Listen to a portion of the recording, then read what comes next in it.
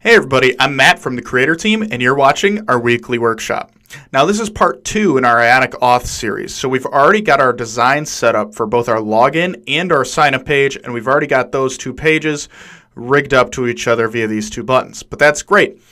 But now we need to actually rig this up using Ionic Auth, and then start to add some of our users' data back to the rest of our app.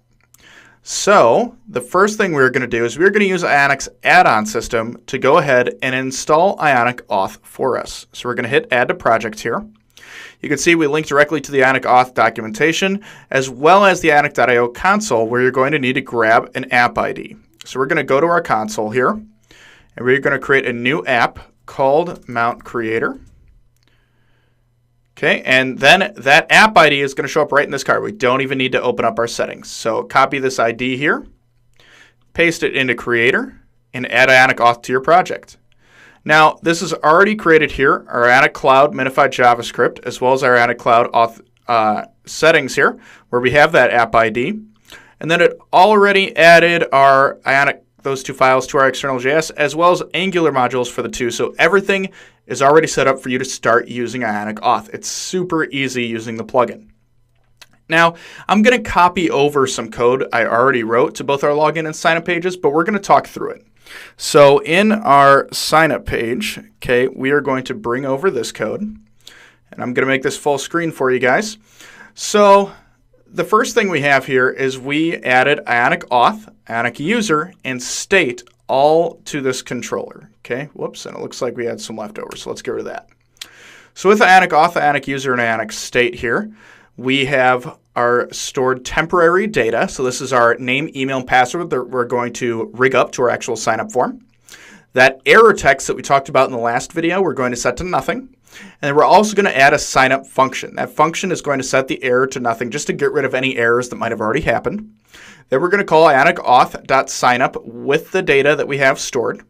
If that comes back positive, we're going to log in the user using our basic email password authentication, and then go to menu.home.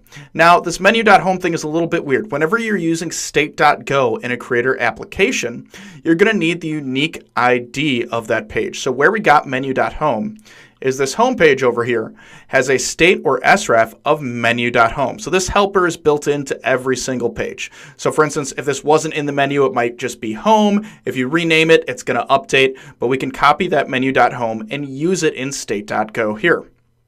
Now, if it comes back with an error, we have a standard lookup table here where we're going to do scope.error equals error lookup, whatever error came back to us from Ionic Auth. Now, all this code can easily be found over at github.usecreator.com. You're looking for the Ionic Auth part of that repo, where you can copy this code right into your project and get it started easily.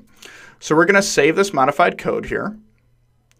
And then we are going to close our code editor and start rigging up our signup form. So first we want to get this name. We want to do an ng model to data.name. For email, we want to do an ng model to data.email. For password, we want to do an ng model to data.password. And then for the sign up button, we are going to want to add an ng click to that sign up function that we wrote. Okay, now that was easy. This should all just work. So let's preview our app here. And as you can see, here's our sign up page. So we're going to log in with Matt at ionic.io, and our password, we're just going to throw something in there and click sign up. Now, if we succeed, which we should, it's automatically going to send us to that home page. Now, we don't have any user data pulled in dynamically yet. We're going to go over that a little bit later, and we have no way for our user to log out at this point. So even if I go out of my preview and back into it here, if I try to log in with the same information on sign up here, it's not going to let me. So let's do that. Let's try Matt at ionic.io. Our dummy password, sign up, and that's going to tell me a user has already signed up with that email. That's using that scope.error that we already made. So let's do a couple things right off the bat. Okay, let's go to our menu here, and let's make sure that this menu has a logout button. Okay, so we're going to drag over a button here. Now this button is full width. I'm not quite sure I like how that looks, so let's change a little bit of the design of the side menu. Let's add some padding back to our side menu, but over on the left here, let's get this list. I actually like the full width lists, so we can put that to full width, and that'll bring us back to full width list, but have our buttons contained a little bit more. So on that button here, we are going to do log out, and let's create a function on ng-click called logout. Now, that function isn't actually rigged up to anything yet. So let's open our code back up. Let's go to the menu controller here, and let's pull in some code here to get a logout button working. So we are going to pull in Ionic user, Ionic auth, state, okay? And then we're going to do scope.logout equals function, Ionic auth.logout. And then after we do that, we're going to do state.go to our login page. Okay, so let's open up our login page here. And as you can see, our state sref is just login. So we are going to paste that login right there, save this, and then hopefully our logout button should work. So if we preview it here, we're actually looking at our login page right now. So let's go back to home, preview that, go here, log out, and we get sent back to our login page. Awesome. So we should be all good and logged out at this point in time. So now that we have sign up and log out programmed, let's program this login page. Okay, so for the login page, we are yet again going to bring in some code I already wrote. You can find all this at github.usecreator.com.